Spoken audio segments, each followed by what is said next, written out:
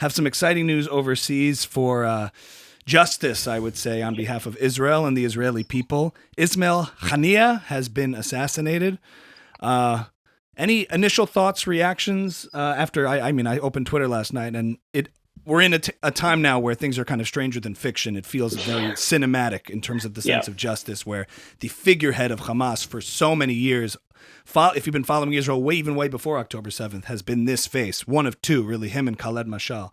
So what are your initial thoughts when you see a headline like that?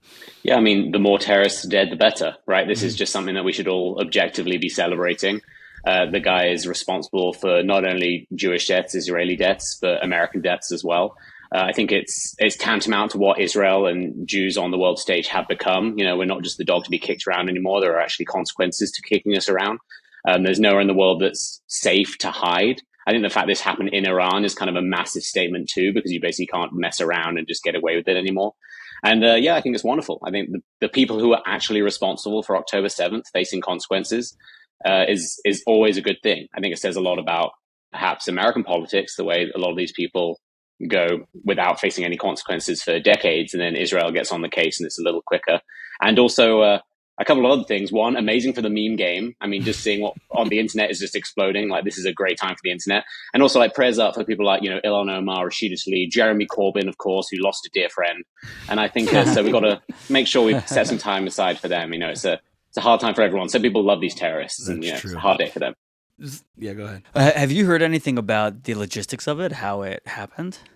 No, I haven't. All I've seen is a lot of winking emojis and a winking meme. Like, I posted one. I don't think Israel at this point have even, taken credit for it. It's obviously Israel, right? Unless the guy fell down some steps in the middle of the night, it's obviously Israel. But again, like, a lot of the strength comes from not admitting it. And so just to see them all scrambling over, to see like Hamas and Iran threatening more, like, this is an escalation, and you're seeing some people in the Biden administration kind of hinting at, this might be an escalation. They were way past that. We're decades, if not centuries, past that. And so, yeah, great to see. It'd be funny if Bibi just released a selfie and he was just like, wink. The one thing he didn't say during his speech to Congress was "fuck around and find out."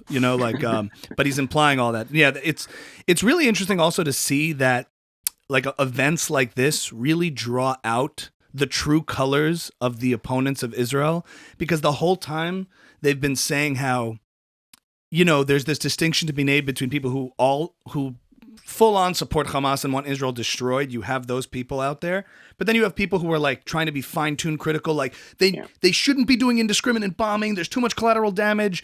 Yeah, maybe Israel has the right to, but not like this. And then this happens exactly in the way some of those people say it should, and they're just like, and you see people like Sean King and famous white man Sean King.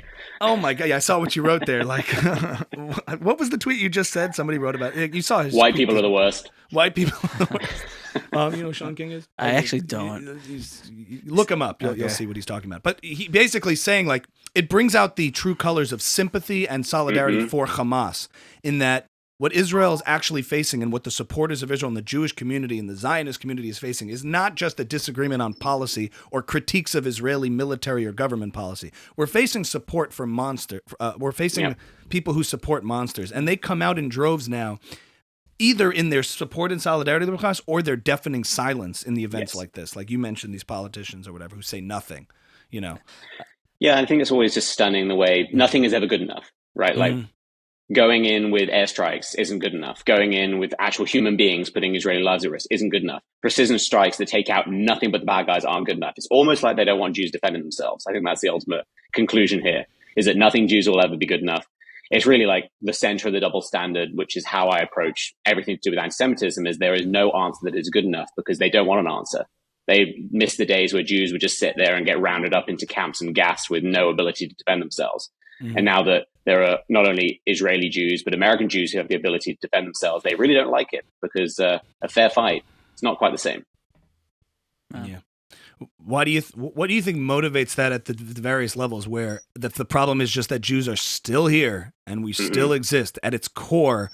Like, it's lip service to say you can defend yourself, but not like this, not like this, not like this, right? If it's an airstrike with collateral damage, that's wrong. If it's precision, then you were aggressive on sovereign territory and invaded other people's, and then you're like responsible for the retaliatory attacks of your enemies because you were the ones who escalated. So it's a lose-lose. But Yep.